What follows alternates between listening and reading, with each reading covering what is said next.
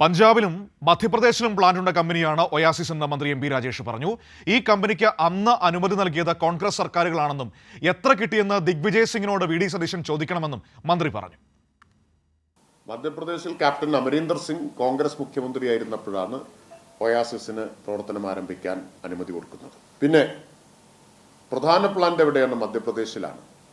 മധ്യപ്രദേശിൽ ലൈസൻസ് ലഭിക്കുന്നത് 2000-ലാണ്.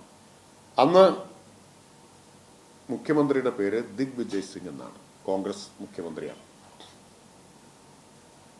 അപ്പോൾ വേണമെങ്കിൽ മുൻകാല പ്രാബല്യത്തോടെ ശ്രീ വി ഡി സതീശന് ദിഗ്വിജയ് സിംഗിനോട് ചോദിക്കാം എത്ര കിട്ടി എന്ന്. ഹരിയാനയിലും മധ്യപ്രദേശിലും പഞ്ചാബിലും 3 സ്ഥലത്തും ഇവരുടെ പ്ലാന്റിന് അനുമതി കൊടുത്തത് കോൺഗ്രസ് ഗവൺമെന്റുകൾ.